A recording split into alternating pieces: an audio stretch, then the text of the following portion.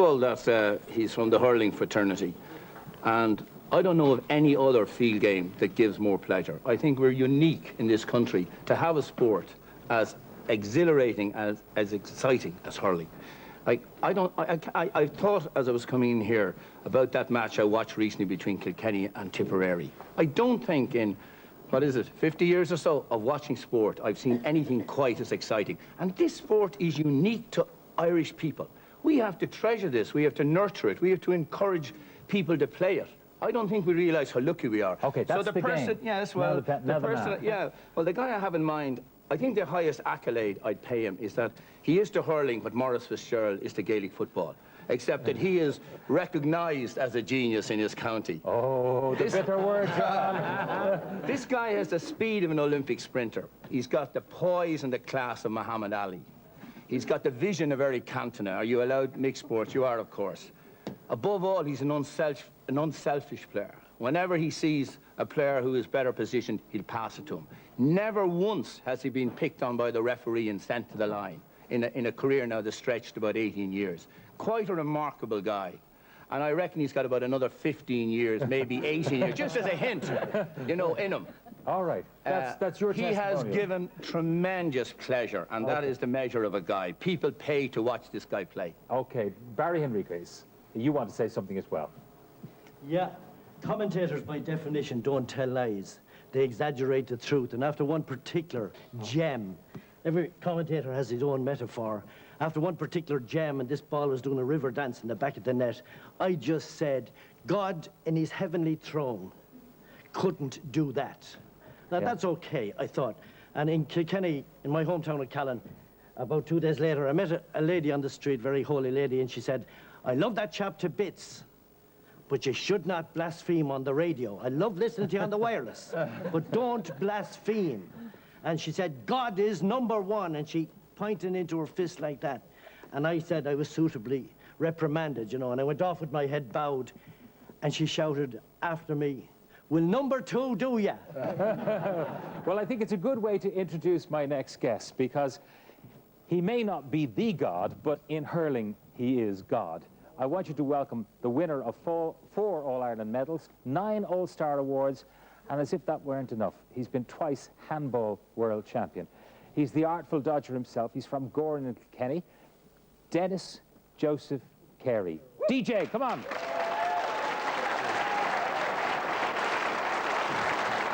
How are you, Pat? DJ, you're very welcome. Sit down there. Thank you. Must be very hard to live up to testimonials like that, but you don't have to do it here, because you do it whenever you grace a hurling pitch. You do it. Actually, I was just listening to Jono there, and I was wondering, you know, he's never nice to anyone, so I was wondering what was going to come out next. You know, he's been very nice. Anyone that knows him knows what I'm talking about. Anyone doesn't thinks he's a nice fella now, but thanks for the compliments. But it's been a big day for you, because you were launching a video on DVD today. And who did you get to launch it? That's right. Sure, I had to go for the top and going for on Taoiseach. Bertie. Delighted and honoured that he done the He said nice launch. things, I hope. He did, actually, yeah. He said very nice things. I had to pinch myself a couple of times. I watched the video last night, and it's absolutely brilliant.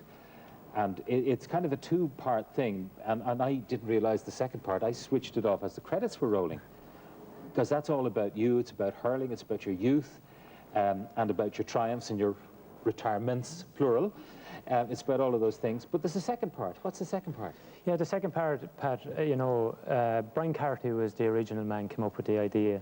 And I suppose going around the country and travelling around, you're always asked to do coaching sessions and small ones. And you'd often, you know, it'd often be said, you know, we're teaching them the skills. If it comes from someone like yourself, it means an awful lot more.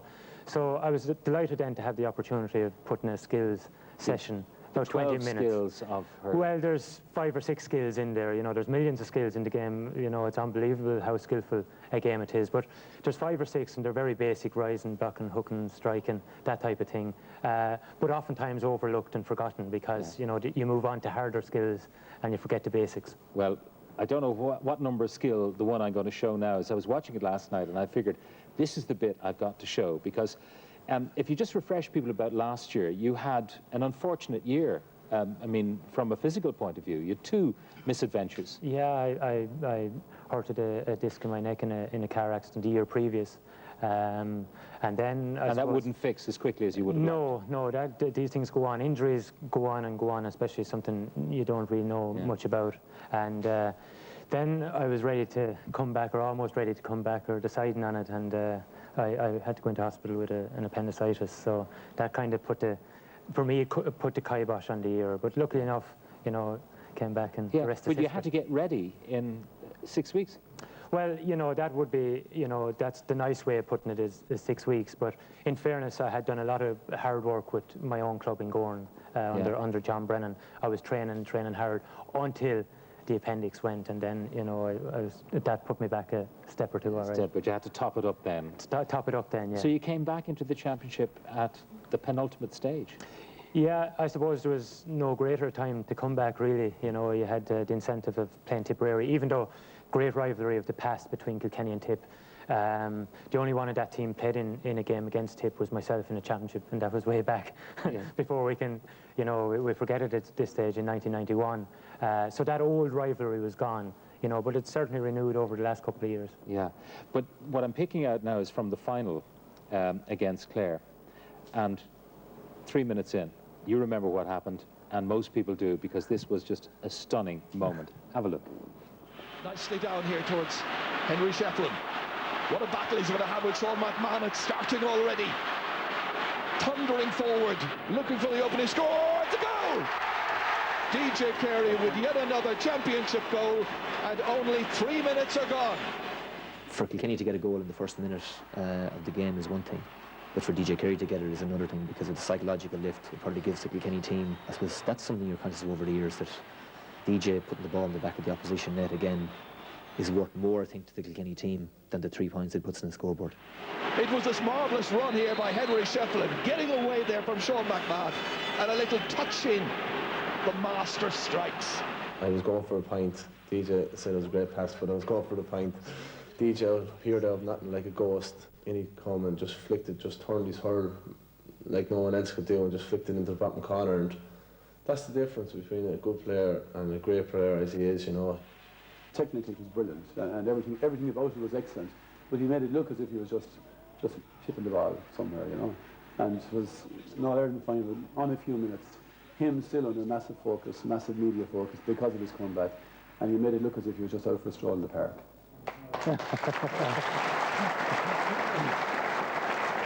Well, I mean, the three testimonials there from James is saying, look, when DJ scores, what it does to the opposition, it really undermines them. And then Henry admitting that he was going for a point and it was wide, actually, and you turned it in. And then your manager's testimonial. You know. Yeah, well, I suppose it's just one of these things you take a chance on. You run across to make space for the fella coming through. You know, he'll hit the ball. The presumption is it'll go over the bar, or it'll go over your head, and, you know, you just run back just in case something strange happens. You might miss hit it, or it might go wrong, and you're just there, you know. You're just there. You know, but it's not as if it's, you know, you learn over the years that a ball can be mishit, or a goalkeeper can parry it, and you just have to be around the square and hoping. Because one of the points that's made about you is that, you know, on the rare occasion when you emerge scoreless from a match, and people will judge you on the fact that you didn't score in a critical match, but they won't see all the stuff you've done for other people, the scores you've made for other people. And who was it said about you in the video that never before has someone been marked like you? You know, when comparing you to the greats. The greats didn't always have 3 people on them. You always do. Well, I don't know about that, but, you know, sport is very funny. Sport can kick you in the teeth. You know, you can have great days and you can have bad days. You know, all you can do is you can practice as hard as you can, train, you go out and train hard, and hope then that everything will go right in the day. But it's not always, you know, no one can turn it on every day, no matter who you are, no matter what sport you're playing in. And some days you go out, the ball fall into your hand, you'll have to work, you know, very little, do very little, things that go well. The next day you'll work really, really hard, and things mightn't go well, and that happens. Yeah, it also said about you that you have the ability not to be self-critical. If things don't go well, you can actually forget about that and go out the next day and believe in yourself totally. Yeah, you well, do have self-belief. Yeah, I suppose to be no doubt about that. You must have a certain amount of self-belief. You must, when you go on that field, you must believe that you can do it. You must believe that, you know, on any given day you can do it. On any given ball you can do it, and you're just waiting and hoping for the next one to come right. There's a whole gang of people in. Lots of your family are in. Your mother and father are here, John and Maura. And where's Jack? Let's go to Jack first of all. Jack, growing up, what was your house like for, you know, practicing? Well, everybody just had a go at it, and if there was windows broken, there was windows broken, but we just had to blame the fella that was hitting the ball, or maybe not hitting the ball, depending on his age. Is it true that you actually used to play in your bedroom? Well, I suppose we had to go to bed at some hour, so we thought that nobody'd hear us, but they did. And, you know, we all ducked under the blankets then when someone came up to see what was going on. But, you know, it was normal enough for us because at that age we didn't really know any different. Yeah. And how often was the window broken? To be quite honest with you, I couldn't recollect, but I didn't break any anyway, Pat. Of course. That's all I can say. John, how many windows broken over the years? Well, I won't say tonight, but a few. And pretty much all the time? Very often, yeah. I heard there was one window that never ever got repaired in the end. It was broken so often. Yeah, it was getting a bit ridiculous. A little bit like Beirut. What was your punishment when they broke a window? I'm not going to mention what the Come on, DJ, punishment was tonight. what would he do if you broke a window? Pat, I don't know whether it's right, whether we'll have the phone hopping tonight, but there used to be a rubber tube, and the rubber tube used to come out. Now, I suppose we got our speed from running from the rubber tube. The faster you can go, the faster you can go, the better.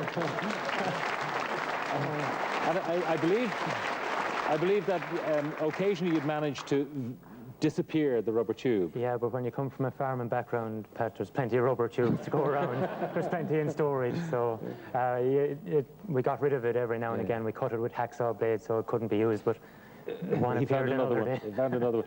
How many were in the family? How many boys and girls? There's 4 boys and 3 girls, so we're all into the hurling there. And All used Katrina the stick. came 5th, and she was used as a goalkeeper. As soon as she could walk, she was used as the goalkeeper. So she became a very good camogie player herself, actually, before she went into the hockey. Went into hockey. Where's Katrina? Katrina, yeah, I mean, you grew up with the hurley as well. Well, I suppose why the windows were broken was because I was in the goal, so that's probably the big reason. But you couldn't miss it in our house. Morning, noon and night, breakfast, dinner and tea. It was hurling. It was great fun. We had great days and still have, watching DJ perform on the big stage. We're very proud of him, and thanks for all the memories, and continue to do it hopefully for another few years, DJ. And you're not half bad yourself. Well, my achievements are very modest, but I'll take that from you, Pat. Thanks very much. But that came from using the hurley from an early age. I mean, you moved on to camogie and then top-class hockey, so... Yeah, I suppose, well, the hockey came in after the camogie. I was playing camogie for 4 or 5 years before I took up the hockey, and thankfully it's all gone well. Yeah. Your skills, I mean, honed at home, in the bedroom, with Katrina in goal, and the lads sort of belting the ball or the schlitter around the place.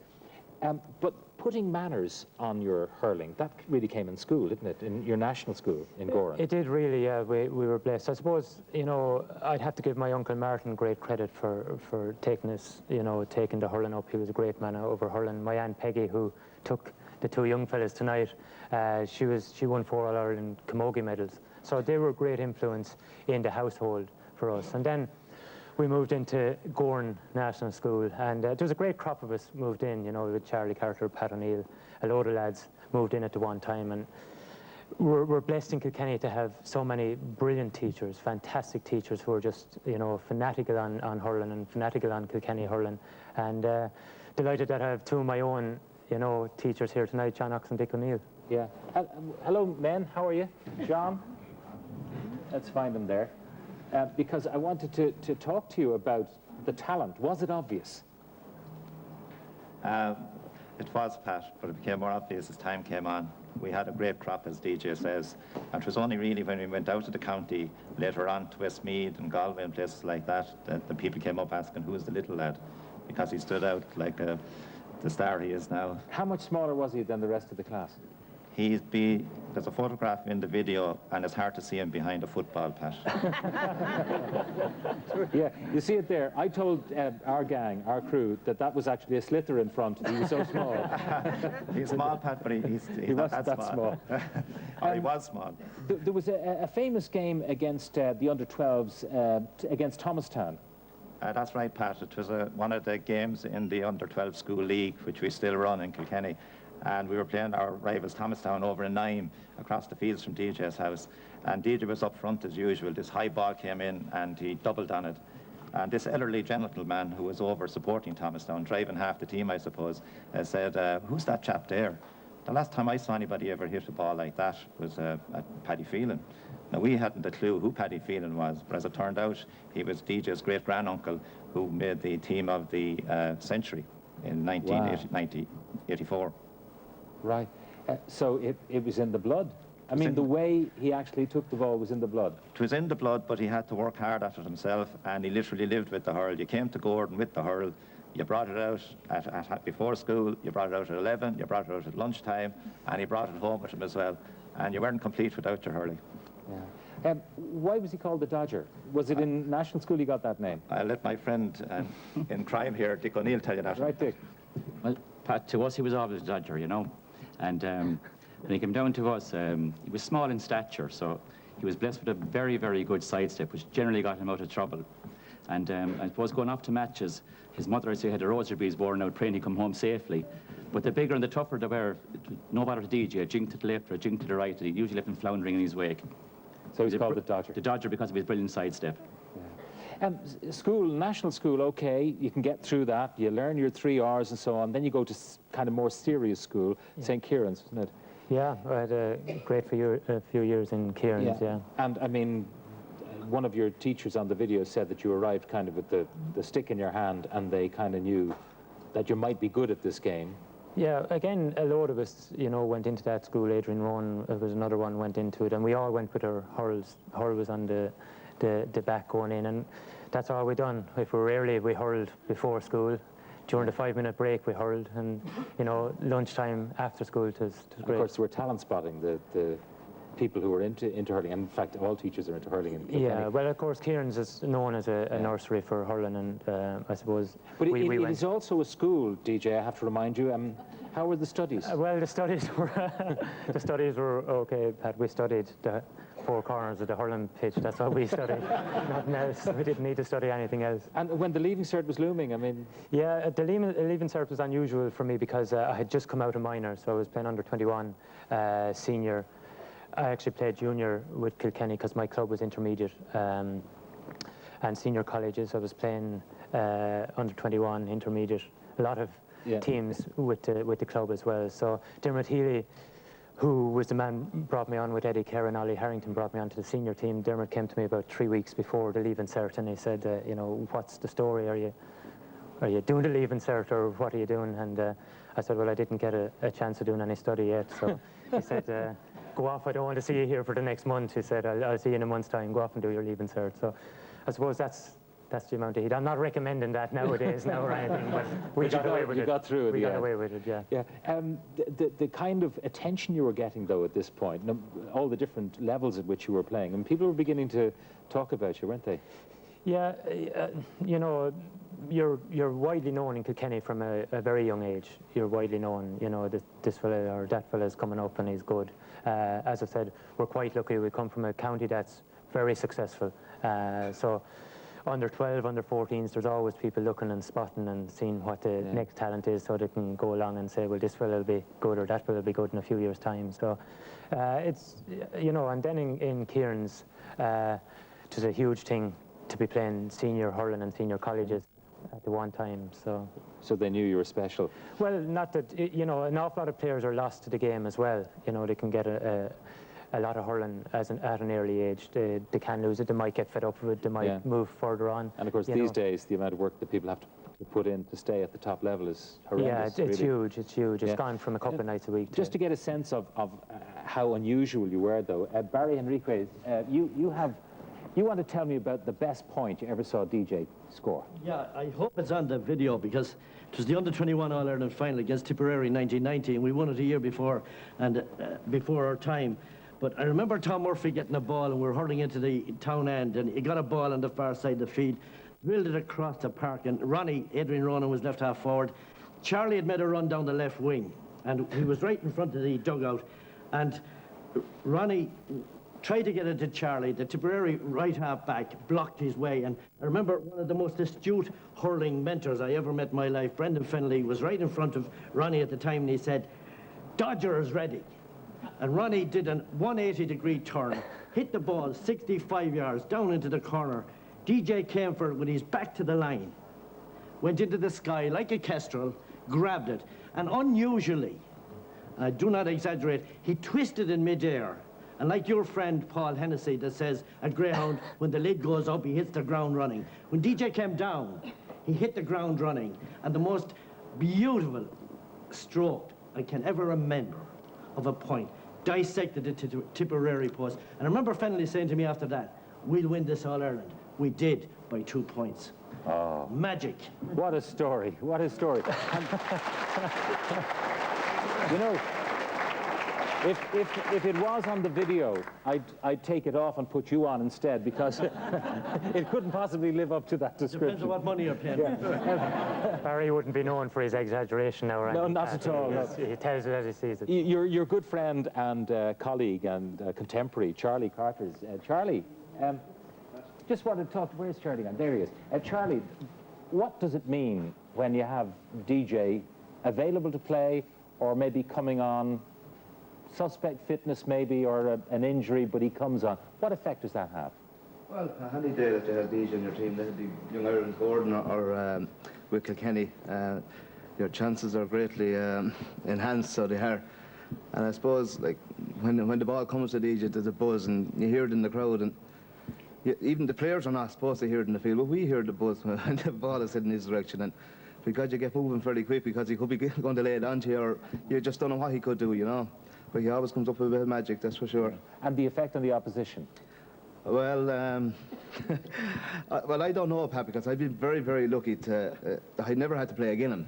So, I'm probably one of the only lads in Ireland that had never had to play against him. Been lucky to play underage with the school, gone to Kieran's together, and played with Kilkenny together. So. But you know, when something happens, and in this case, DJ comes on, the other team, they kind of look at each other. There's that kind of look in the eye. Oh, God. I heard one or two lads come over me time and say that I'd rather to stay bloody retired. Eddie Carey is here with us as well. Eddie, a legend in Kilkenny hurling. But Eddie, what do you make it when they say DJ is like the legendary Eddie Carey? God, Pat, I'm really honoured. I mean, I've heard that before, and to be mentioned in the same breath.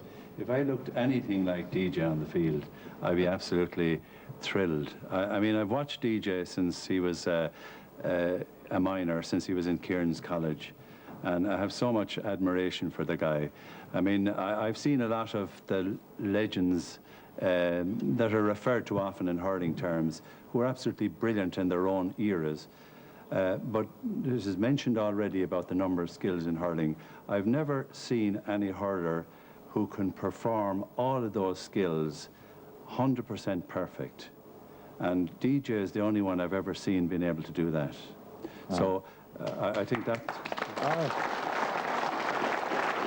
Is Eddie, people might think that you might be a bit biased coming from Kilkenny, but we have heard other testimonials from Jamesy, for example, and Ger Loughnane on the video gives great testimony to DJ, although he's a bit curmudgeonly in one aspect, but I won't go into that. But a man who doesn't have a vested interest here is Liam Griffin, former Wexford manager. Liam, you got into trouble with the Cork people, didn't you? I did, but first of all, I want to tell you what a great pleasure it is for a Wexford man to be in the middle of all these Kilkenny crowds talking about the great scores they're getting. We have a championship coming up, I hope we can put it to rest forever.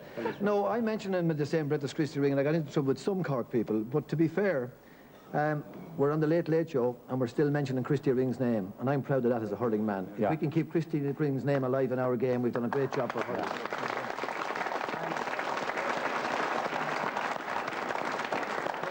but I say the Christie Ring is the benchmark by which all players have been marked against. And Eddie, all of these fellas were incredible hurlers. Charlie, were all incredible hurlers. But to me, DJ was special, and I said it, and I'm pleased to have said it, and I think I've been vindicated, to be fair. Absolutely, absolutely. Thank you very much, Liam, for that. Now, Brian Carey, who actually does the narration on the video, and very well you do it too, Brian. I must say, it's really terrific presentation. You were probably one of those who had to report DJ's retirement, and we've had a couple of those. What impact did that have when you gave that news story out on the radio? Well, I remember the first time he retired. I think there were only little breaks, as Tom Humphreys said on the video. But I remember we were down in Kilkenny wondering, could we meet DJ and see what the reaction was. And in Morning Ireland, they came to me and they were saying, where are we now to talk with DJ Carey? And I said, I'm here in his home having breakfast with him live on Morning Ireland. But for me, I think his comeback, Pat, last year reinforced what in truth we already know, that he is a rare and wonderful talent.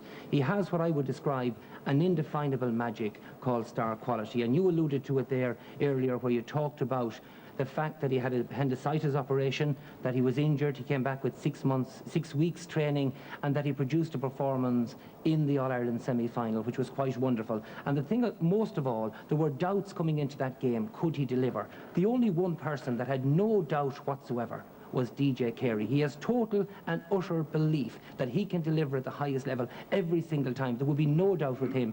Neither would Brian Cody have had a doubt, because he knows what he can deliver on the field, this man. And the players coming in, like the Kilkenny team, would know that with DJ Carey there, it would lift their morale, and by the same token, it would also deflate the opposition. Well, it's interesting that on the video, you're fearless, but you do admit to one fear, and that is the fear of the lonely free taker. When it might be important, if this ball goes over, we've got a draw, or we've even got a win, or whatever. And yet, when you came back, you were the first to grab the ball and take the shot. Yeah, well, you know, free taking is an art in itself. You know, you can have the best of people who don't really like frees or taking frees. I was delighted when Henry Shefflin came on, a wonderful, wonderful talent. Took the load off your shoulders. Fantastic future. Brilliant free taker, and you know, he came in along and took over the frees. I was delighted, but you know, it's not too difficult on the run. Very little time to think about it. Put the ball over the bar, put the ball in the back of the net. But when you have a lot of time to think, you know what it's like to play golf. Yeah. When you have a lot of time to think over a ball, there's so many things can go wrong. You know, so free taking is not as simple. It's something that automatically everyone thinks should be over the bar. But when you went for that ball in the semi-final, was that deliberate, just to prove to yourself?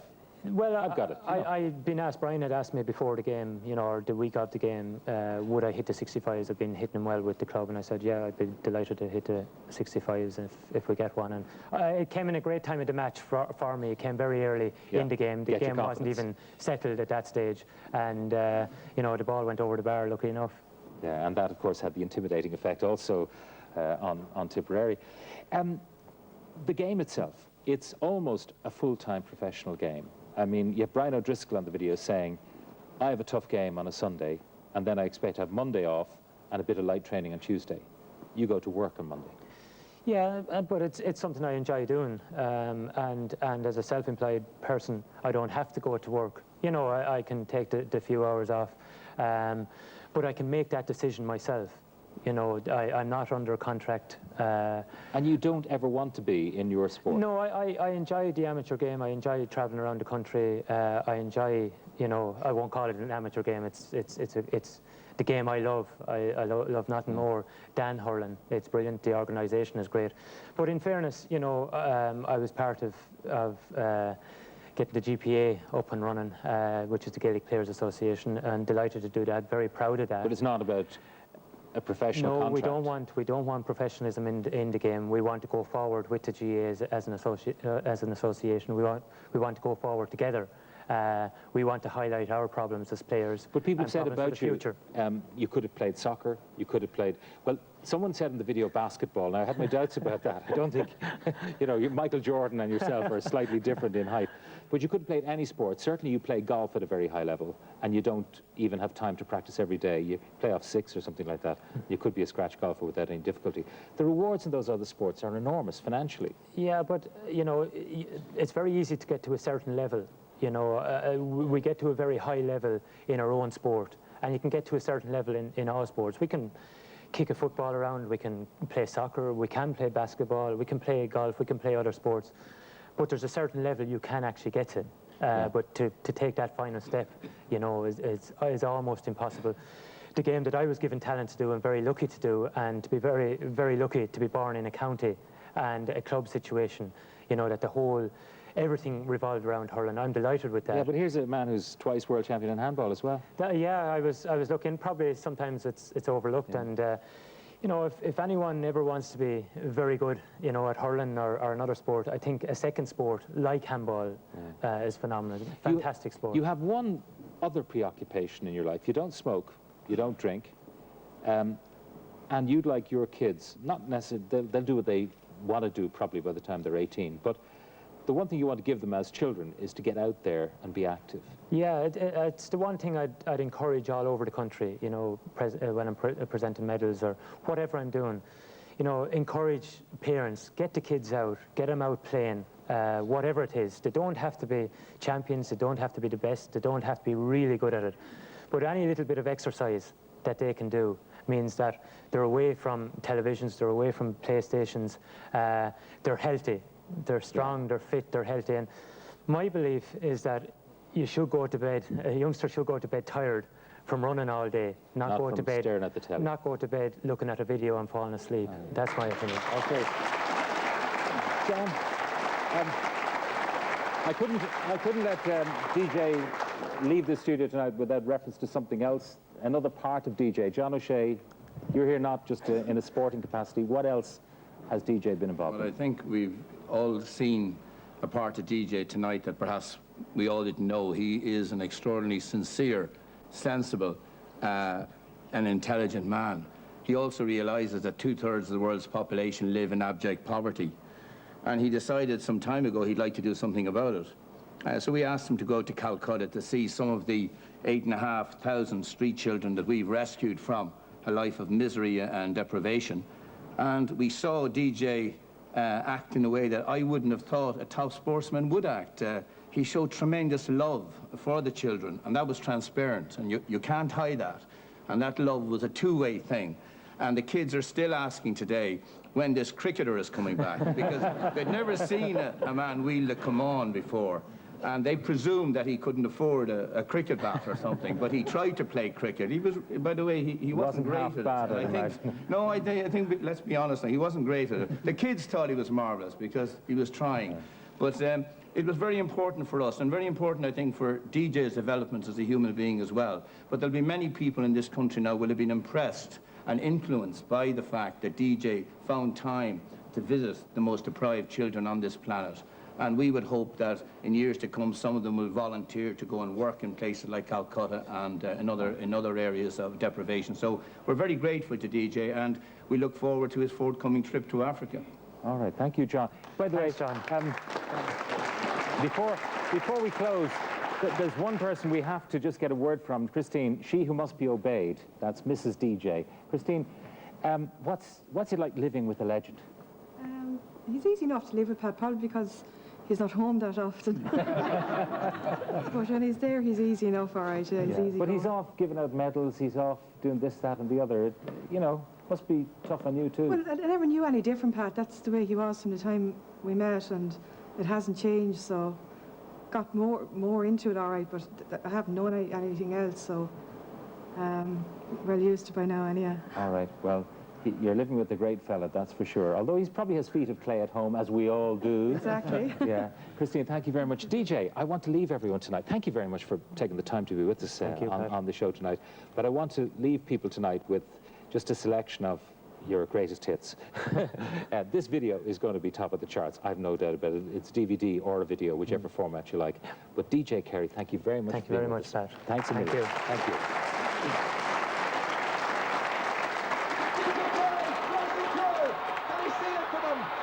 DJ Carey kicking.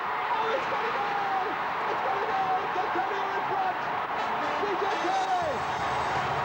DJ Carey at a significant stage of the match coming on with the penalty. And score! DJ's on his way. DJ Carey, great goal. DJ Carey now coming in, and he's rattled it in. The Dodger himself.